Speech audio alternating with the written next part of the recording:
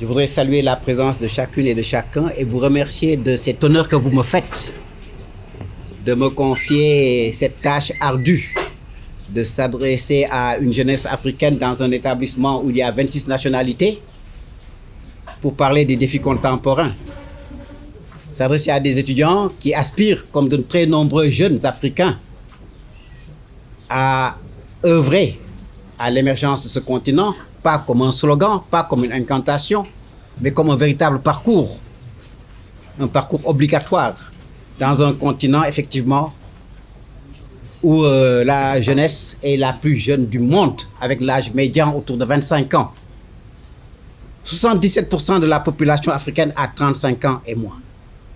Nous avons une émission que nous faisons avec la Deutsche Welle qui s'appelle 77%, 77%. C'est dire toute l'importance de cette frange extrêmement essentielle dans notre continent. Parce qu'en tirant le meilleur parti de cette population jeune, en âge de travailler, en âge d'étudier, en âge d'acquérir des compétences, à l'université certes, mais par la formation professionnelle également, nous assurons les conditions de création d'un moteur de la transformation économique du continent et d'une croissance économique inclusive, verte et durable. Quand je dis verte, le colonel Moumar Gueye, c'est à quoi je fais référence, puisque tout ce qui est aujourd'hui environnement dans ce Sénégal, il a été l'un des précurseurs. Vous avez des ambitions, vous avez des aspirations, vous avez besoin d'éducation, vous avez besoin de formation, vous avez besoin plus tard d'emploi, vous avez besoin d'entrepreneuriat, de modernisation, d'innovation. Dans quel contexte évoluons-nous?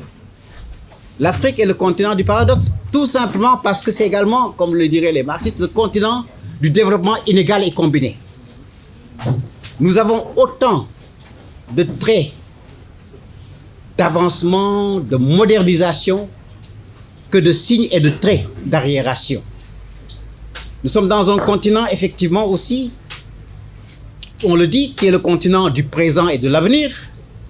Nous avons un continent qui a un capital humain extraordinaire.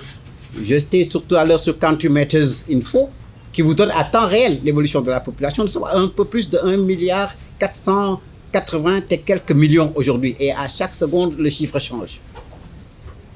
Le capital humain, qu'est-ce que ça veut dire? C'est ce qui vous réunit ici. C'est l'acquisition de connaissances, d'un savoir-faire qui vous permet d'affronter la vie, de créer des atouts pour relever les défis. Donc, la démographie est aujourd'hui un point positif pour notre continent.